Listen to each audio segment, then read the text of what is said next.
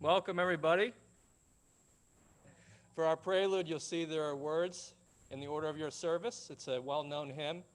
You're welcome to rise and body your spirit during the prelude and sing along with your mask on if you'd like, or just listen and enjoy.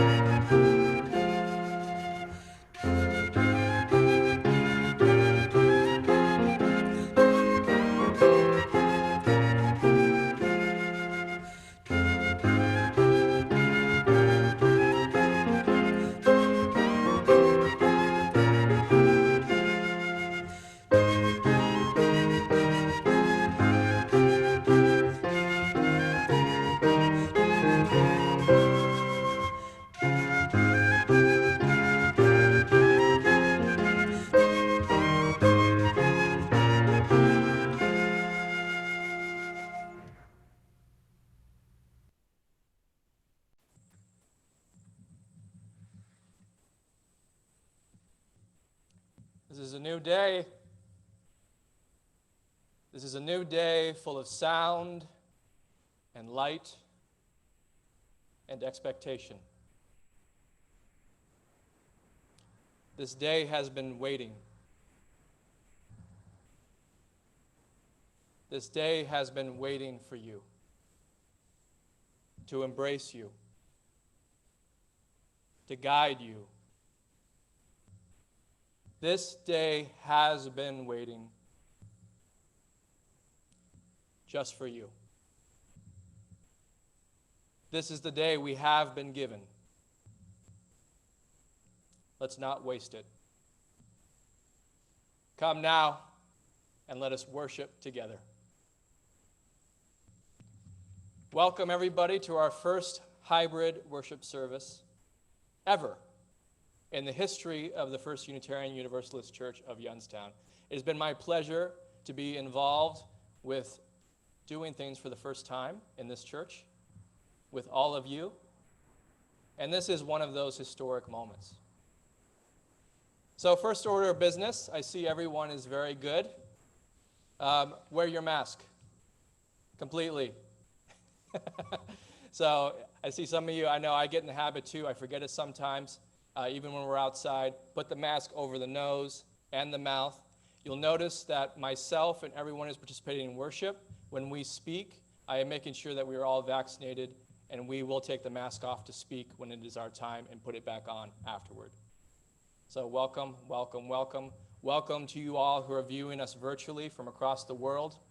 I know we have viewers here, definitely in Mahoning County, Trumbull County, out in Columbiana County. I know we have viewers and members out in PA, in Meadville, and I know we have friends from coast to coast in Seattle, Washington, Portland, Oregon, Los Angeles, California, South Carolina, New York City, and I know we have international friends in Egypt, in the Dominican Republic, all across the globe who have found us either through our stream on Facebook or on Zoom or on our website. Or you happen to know somebody who lives in Youngstown. Welcome, welcome, welcome, welcome into this sacred space. It is a great joy, and the weather has cooperated with us, and I did not pray for that. That just happened. It just works that way sometimes, and I'm just so grateful. I want to tell all of you who are new to Unitarian Universalism new to this church, maybe you've been a friend for a while and have kind of been here for certain events, but have not been so engaged for a while, we're going to have a program called Starting Point, led by Karen Lapidus and Melissa Smith, our commissioned lay minister candidate. It's going to be an opportunity to engage in the fundamentals of this church as a way of life and not a creed, a way of living with humility, wonder, joy, and a quest for justice. So join us for that. You can find that on our weekly update. If you are not getting our weekly update, please put your name down in the chat box with your email, and we will include you. Anyone here, please let me know if you're not on our weekly update, and we will definitely include you in that. This coming Tuesday, August 31st, we're going to be honoring International Overdose Awareness Day here outside. This is a yearly event here at this church, outdoors, where we're going to honor those who have sadly lost their lives due to overdose. And we are also going to honor those family members who are still present and with us here in the Valley and who need our love and affection and support. And all of those in our recovery community who one day at a time are keeping themselves healthy for the sake of themselves and their community. So that's going to be this coming Tuesday, 7 p.m. It's going to be held completely outdoors. So you're welcome to join me. I'll be there for that, as well as Hope and many other people from our church. And now I'd like to go to Kathleen Pogue, our Director of Religious Education, for our last announcement. Hi, everybody. I just want to invite you to join us after the service today for our orientation for the religious education program. It'll only really take a few minutes, and then you can ask questions afterwards. Also, next week, I will be doing the service, so tune in to find out why I love religious education. Thanks. And here's our story.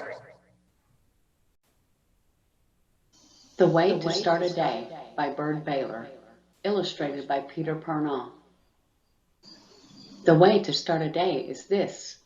Go outside and face the east and greet the sun with some kind of blessing or chant or song that you made yourself and keep for early morning. The way to make the song is this. Don't try to think what words to use until you're standing there alone. When you feel the sun, you'll feel the song too. Just sing it. But don't think that you're the only one who ever worked that magic. Your caveman brothers knew what to do. Your cavewoman sisters knew too. They sang to help the sun come up and lifted their hands to its power. A morning needs to be sung to. A new day has to be honored. People have always known that. Didn't they chant at dawn in the sun temples of Peru and leap and sway to Aztec flutes in Mexico? And drum sunrise songs in the Congo? And ring 1,000 small gold bells in China? Didn't the pharaohs of Egypt say the only sound at dawn should be the sound of songs that please the morning sun? They knew what songs to sing. People always seem to know. And everywhere, they knew what gifts the sun wanted. In some places, they gave gold. In some places, they gave flowers. In some places, sacred smoke blown to the 4 directions. Some places, feathers and good thoughts. Some places, fire. But everywhere, they knew to give something. And everywhere, they knew to turn their faces eastward as the sun came up. Some people still know.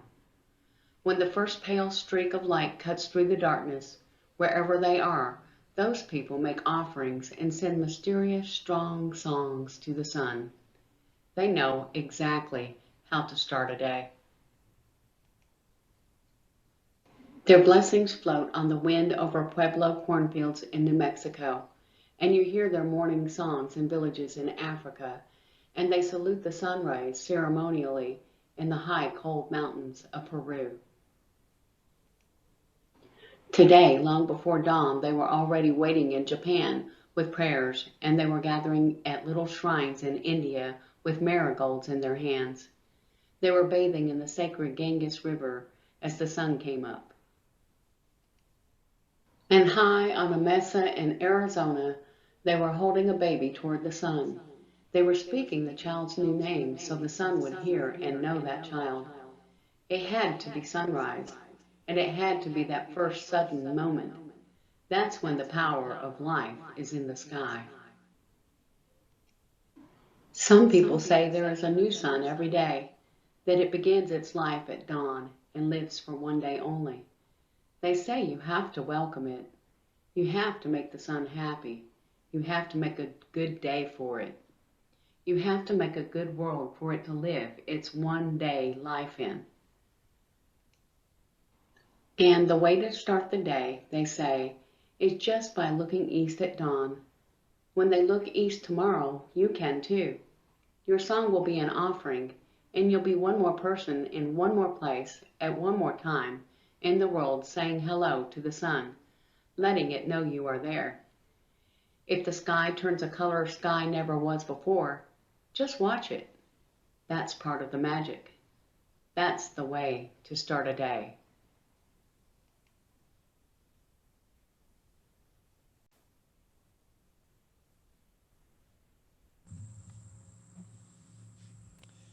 And I don't know if you have noticed, all of you who are viewing us virtually and in person, we have a brand new, beautiful chalice. It did not just combust out of the air and come to us through chance. It has been a process shepherded by Lenore Jones, one of our members, and we have the artist of this chalice here, Tony Armini. And Tony, I would like to invite you to share a few words about your work as an artist and the materials you use and what inspired you for this chalice. Yeah, you're welcome just to use. Sure. Yeah.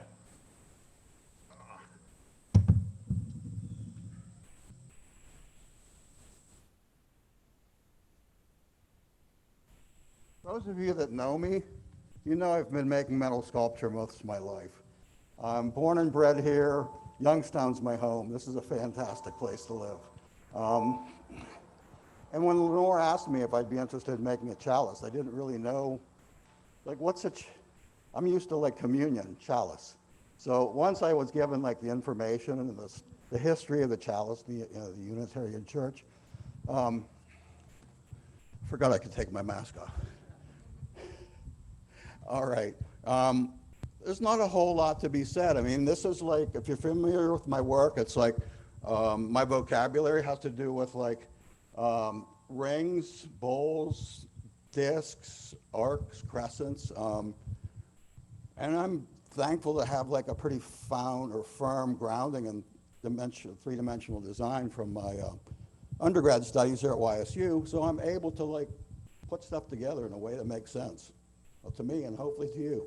So thanks for the opportunity to make something cool. Yeah.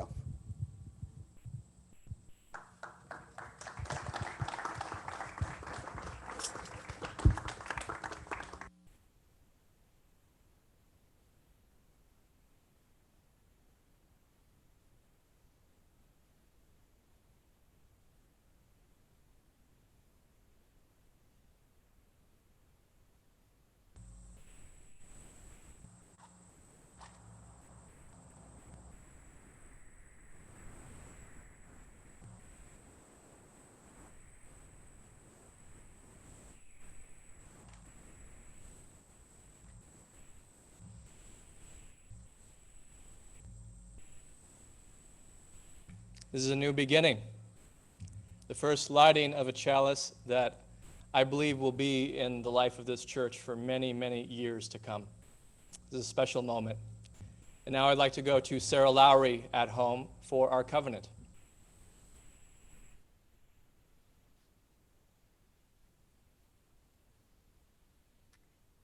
Good morning, everyone. If you would please join me in reciting the covenant of our church. Love is the spirit of this church, and service its law. This is our great covenant, to dwell together in peace, to seek the truth in love, and to help one another. Each month, we donate all loose cash and unmarked checks put in the offering plate to a nonprofit organization whose mission and actions are consistent with the UU principles and the mission of UUYO. Our recipient for August has been Black Boys Read. Black Boys Read Ohio is the online home of Black Boys Read, an initiative started in February of this year by Reverend Todd Johnson from Second Baptist Church of Warren. And this initiative is to encourage literacy and reading comprehension in Black boys ages 6 through 12. Reverend Johnson hosts weekly read-along Zoom meetings where he reads and/or he encourages participants to read books aloud. Black Boys Read Ohio also hosts special reading events in various Warren locations, and guest readers often participate. In May, the book Mama, Did You Hear the News was featured. It is a powerful and timely book about a young Black boy's view of law enforcement. And Warren City Police Captain Jeff Cole was the special guest. In June, the featured book was The Buffalo Soldiers in the American West, and the guest reader was retired Army Major Tim Ramey. This event was held at the Trumbull County Veterans Memorial in downtown Warren. Every eligible participant for Black Boys Read Ohio receives a shirt after attending 3 sessions and a book for the monthly read-alongs. So we will now receive the offering that supports the life of Youngstown, Warren, the Mahoning Valley, and our wider world.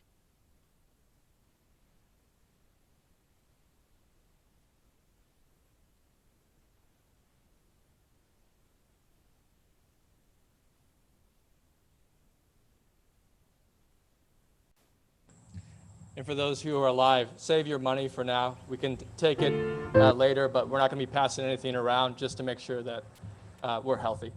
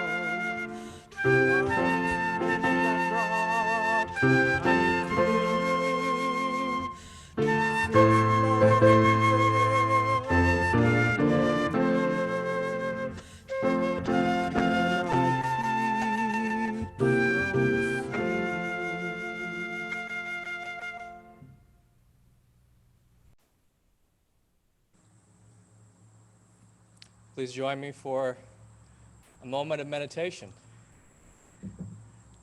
For a year and a half, it has been just Tim Raridan and I mostly meditating together with all of you who are at your homes, all of you who are running errands, managing children, multiple responsibilities.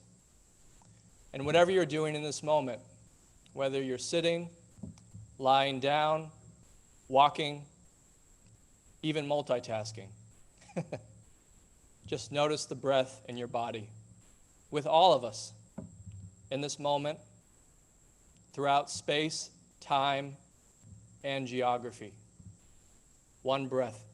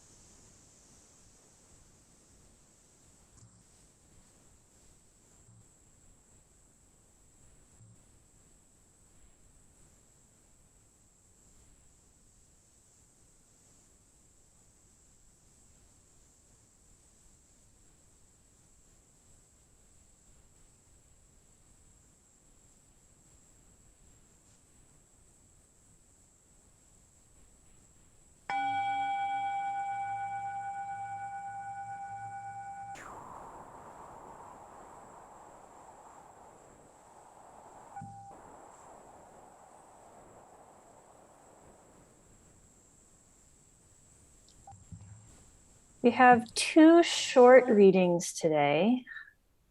The first, let me see if I can find the title here, is an excerpt from the Mahavira Jaina Sutra, Arkaranga, and the Kalpa Sutra.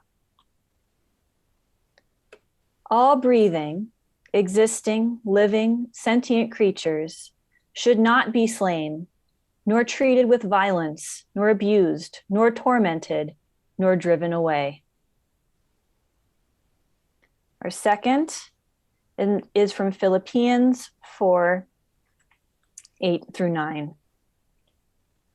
Finally, brethren, whatsoever things are true, whatsoever things are honest, whatsoever things are just, whatsoever things are pure, whatsoever things are lovely, whatsoever things are of good report, if there be any virtue, and if there be any praise, think on these things.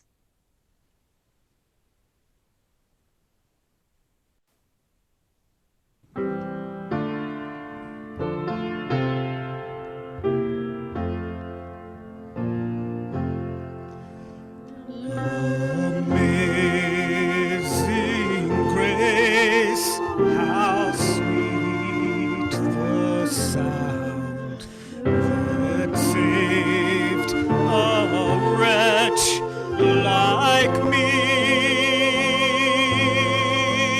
I once was lost, but now am found.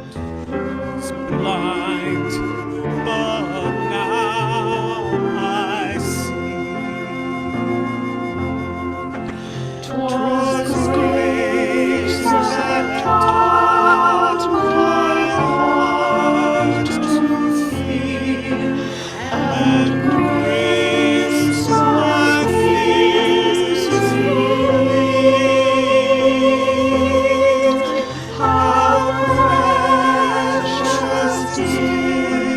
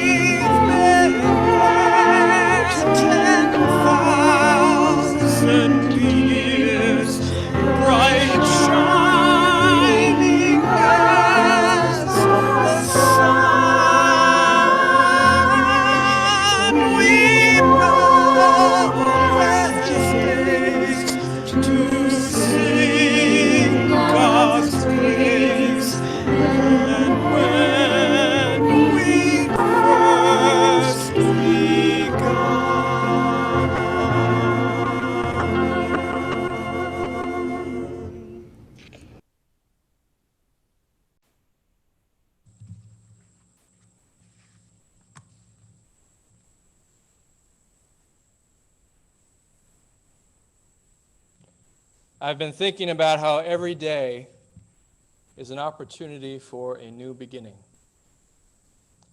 a chance to start over, a chance to rediscover our starting point, a new beginning, a chance to reconsider how we're living, a chance to recommit ourselves to what matters most to us. I think this moment is that opportunity. I'm so proud of the Board of Trustees, our COVID-19 committee, and all the people behind the scenes who are helping navigate this community through the trying times we are in with a sense of purpose and, yes, joy. It is a joy to be with you this morning. And together, in our coming together like this, we show that love is a present possibility. I feel so fortunate to be with you all live this morning. I feel so fortunate to be with you all virtually this morning. Here live in the great city of Youngstown, on Elm Street, next to Road of Shalom, the oldest standing synagogue in Youngstown, next to Neville's Temple, a great source of energy and pride in this neighborhood, across the street from Wick Park, a place where people come from all over to enjoy the beauty of this moment. The present moment we are in is not just the present. This moment holds the entirety of the past, the entirety of the future, and is a present that is ungraspable and thus not fully known to our senses in this moment. We are living and breathing, some of us through masks, some of us at home, and we are here for the beginning of a universe we did not create, and yet are tied to inextricably, bound like a mother to a child. We are so close to one another, even in our distance. We are so close to one another that we cannot even adequately fathom it. Our bodies, who breathe of their own accord, the breath of the ages, the breath of the future, the breath of this moment. We are partakers in that great legacy, and we each get to decide what will be our response to that great majesty. We are connected to our neighbors in a way that is beyond present concern,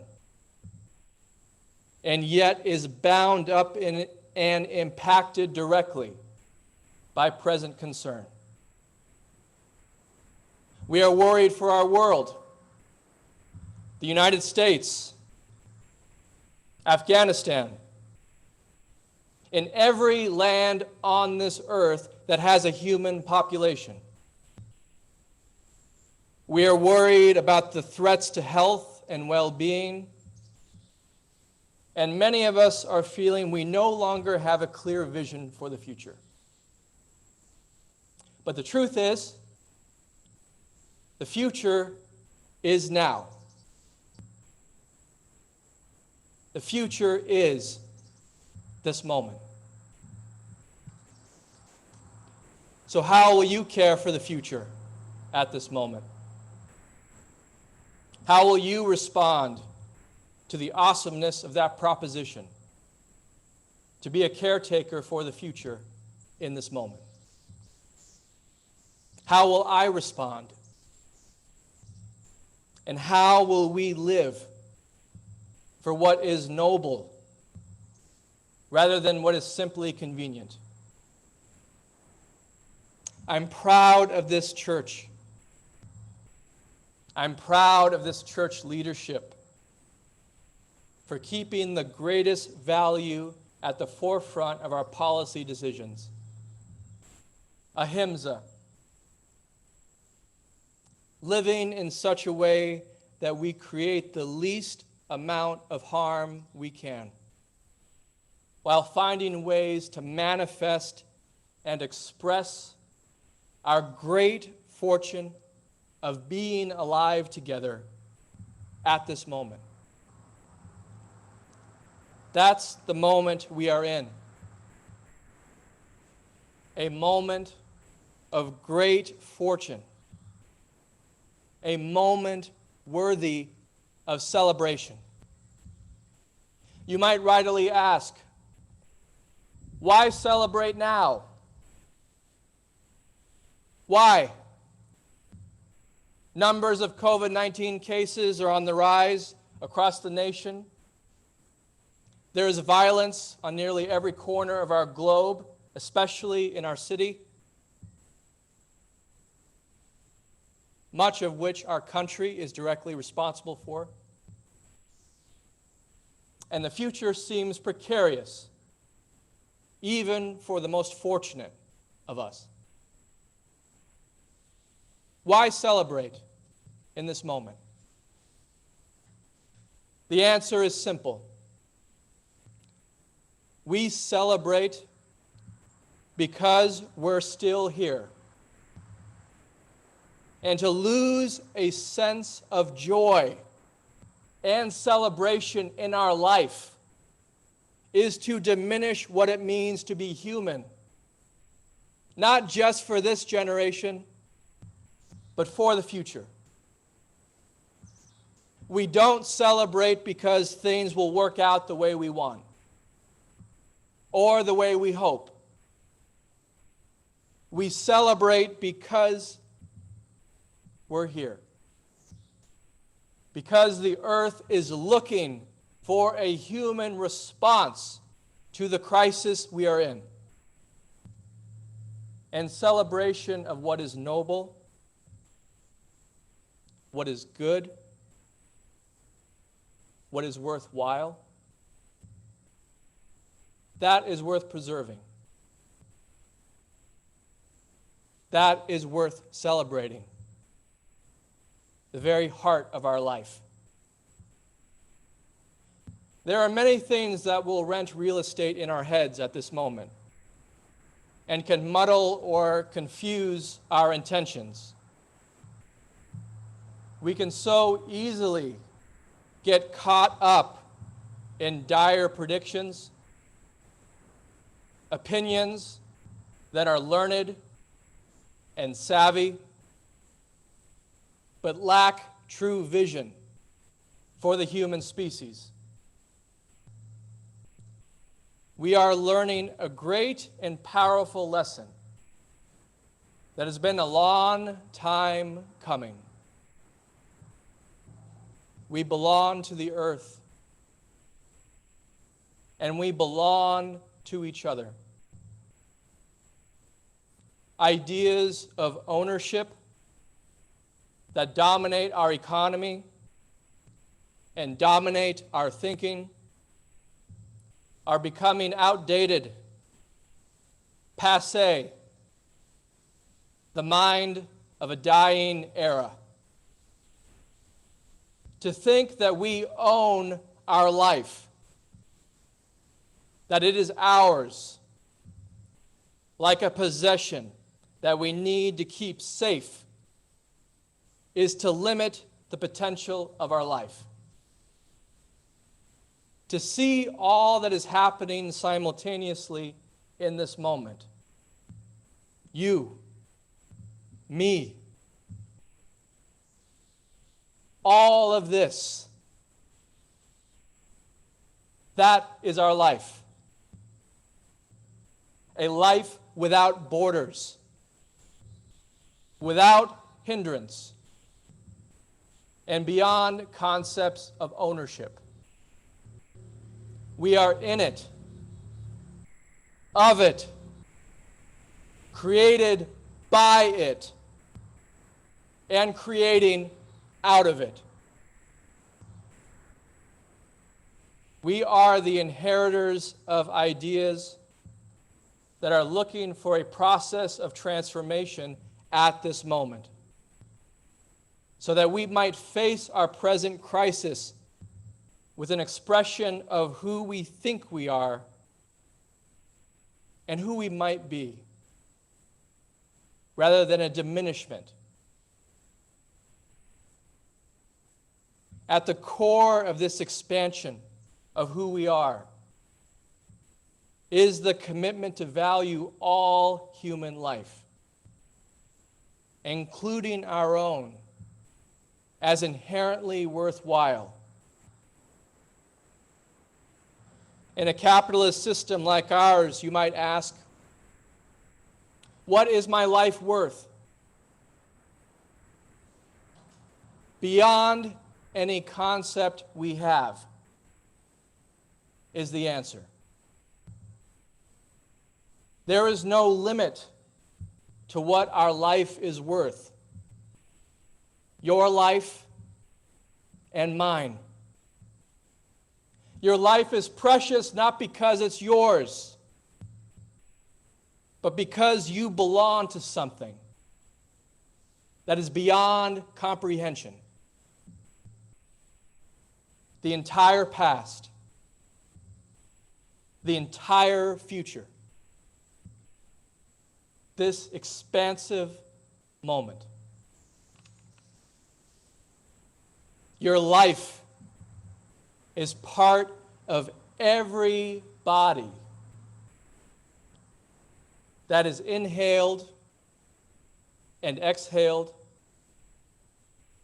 and you are part of every plant, animal, and sunset. Each new horizon in the sky is only a fraction of your horizon. Each sky is completely your sky and is the sky of all peoples. Do you see now how the only response to this magnificence is joy, celebration, and hope? We hope not for what we want to happen, but for what has already happened and is happening right now through us at this moment. We include all creatures in this space with us. All of you in person, all of you virtually, all places of worship on this street and in this city, all people of faith and no faith, religion and no religion, all people who are just trying to survive and get through one more hour. We welcome all of you into this space.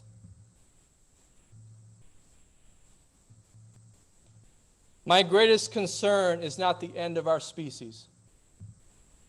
My greatest concern is the survival of our species who has lost heart, vision, and daring. My concern is a human who no longer wonders at their existence,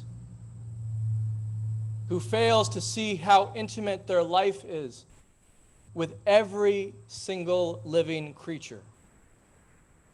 My greatest concern is a flattening of the human spirit that supposes that we know who we are and we know what the world is. And this is believed so tightly, without irony, without humor, and without wonder. When we truly listen, we let the world tell us what it is,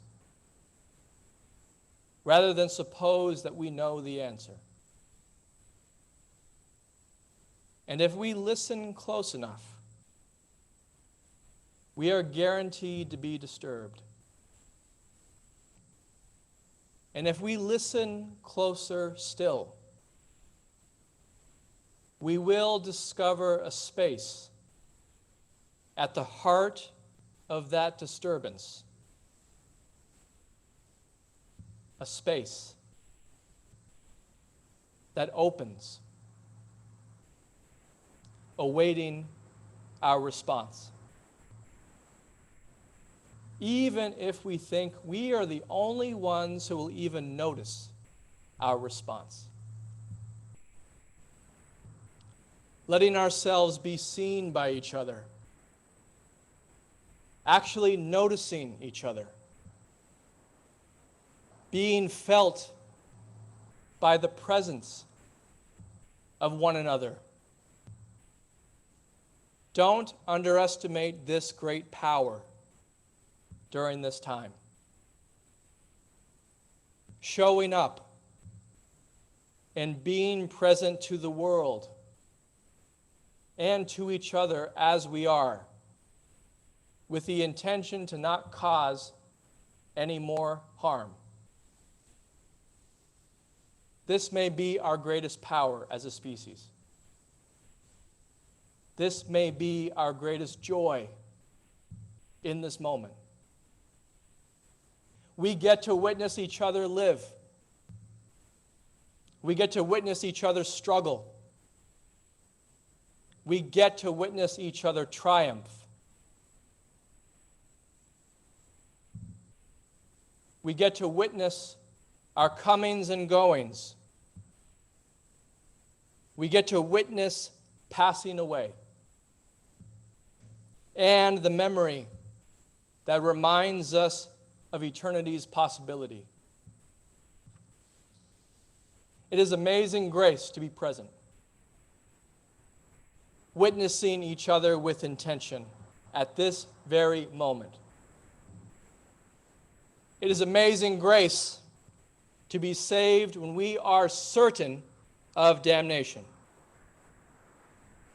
to find new joy and new life and a new beginning when we are convinced of despair and misery. It is an amazing grace to get the opportunity to have a new beginning, and for that beginning to start with us. How will you respond to this new beginning? The entirety of the past is here, and so is the future. We get to see what is possible today. We get to notice and sense what may be possible for us on this day. What might be our contribution to the order of things. Contribution is not a mere duty, a responsibility, something that is forced by us, by our conscience, or by external forces, saying you should, you should, you should, you should, you have a responsibility, you have a responsibility, you should, you should. No. A contribution is the highest form of celebration. It is the greatest act we have as a species to show that we have survived defeat. A contribution reminds us that we are still human. And to be human is to be beyond humanness. It is to be a creature. It is to be of this soil.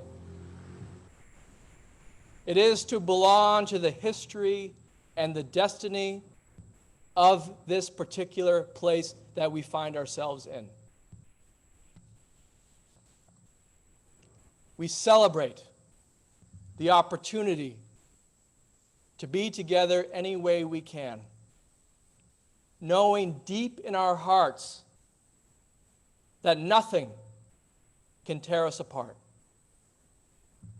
We are bound together by a fire of commitment to love and serve every creature, great and small, on this beautiful planet Earth, and perhaps beyond. We are here as representatives, as reminders that each of us gets a new beginning. You don't need to be good to get a new beginning. You don't need to be without fault to get a new beginning. You don't need to be righteous to get a new beginning. You get a new beginning simply because you are alive on this day. You didn't earn it. You probably didn't ask for it this morning. And it is fully your right to try to ignore it. But this new beginning has a power that endures, reminding you with every breath you take until the moment that you can accept it. I think the prospect of being out here live has reminded me of a religious revival, especially with the tents over here. And I think we are overdue for a revival. We are overdue for a revival of the human spirit and human consciousness. It is time we revive what we believed was dead and to walk not just as automatons with intravenous commentary coming in our veins, but human beings with a majesty beyond full reasoning, beyond full comprehension. It is time we return to what is fundamental, that which is noble, that which is good, that which is nonviolent, doing our part to end what is oppressive and reminding each other of the prospect of celebration. That is the mission of our church, friends. Doing our part to end systemic violence, racism, bigotry, and limited thinking based on outmoded ways of being doing what we can to share our humanity with each other, to share ourselves with the brokenhearted,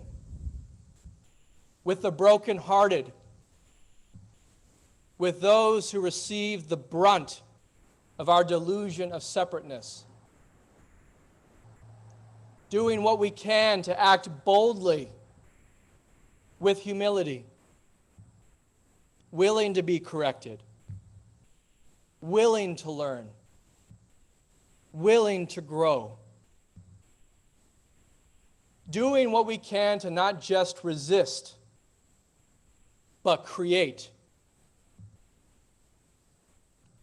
to create shelters for the Spirit, to not lose sight of the music and joy at the heart of creation, the heart of you and me. That is our church's mission, and I have a news flash for you. There is no church. You are the church. You are the ones who are living this new way with passion, commitment, and joy of relationship. This is not a heavy task for one person. This is not a heroic path. This is the path for a normal, average human being at every stage of life, including elders who are guiding us with their perseverance and commitment and memory into a new age. You are the ones who are making sure that no creature is left out of the amazing grace of this day, a day of new beginnings. As we depart from here and go back into our lives, take a breath. You can do it now. Just take a breath. Take a breath for all creatures. Just one breath. Wishing peace.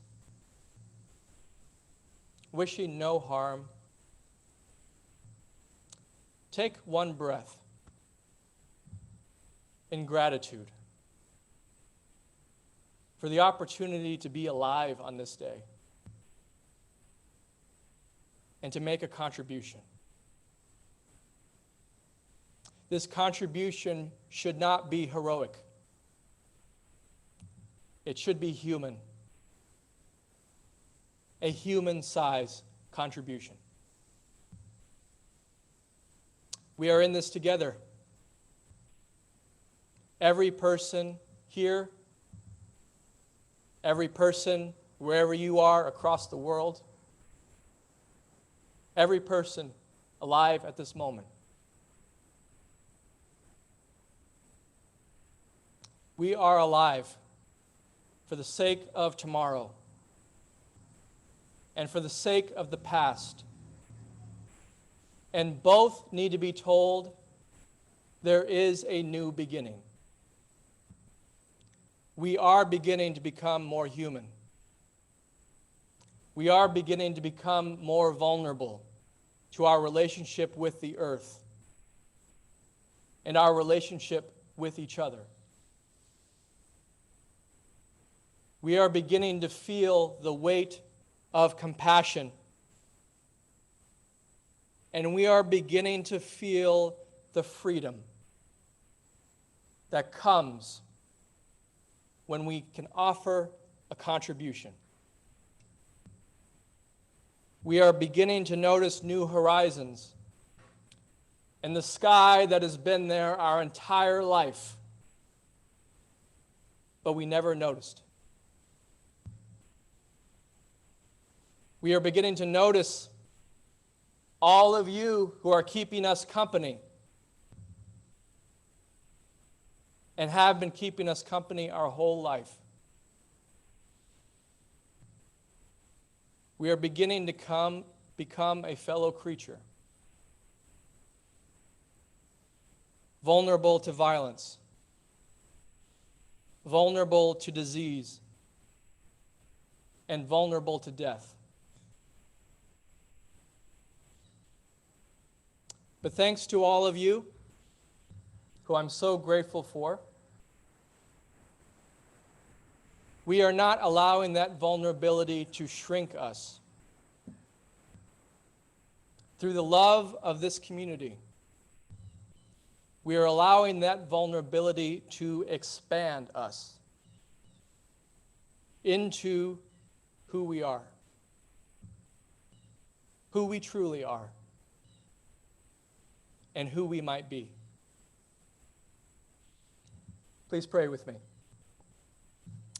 Spirit of love, we are grateful for the opportunity for a new beginning.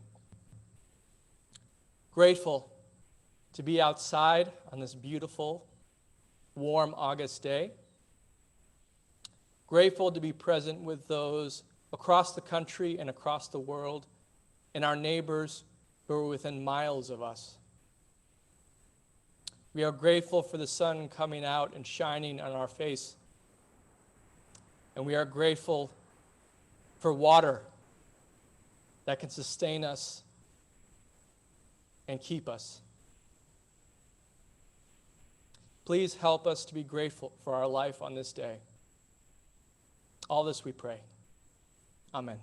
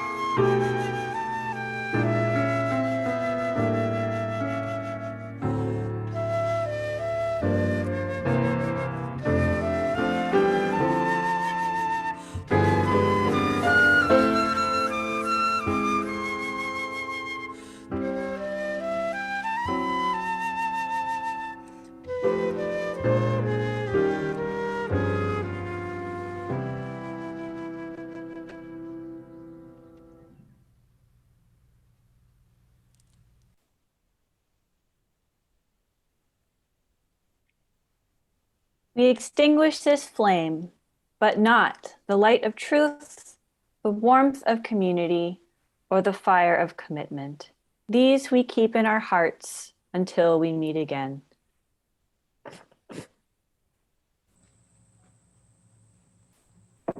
Mother Nature put the flame out for us, which I'm grateful for. As you depart, please remember the one great fact. You know what it is?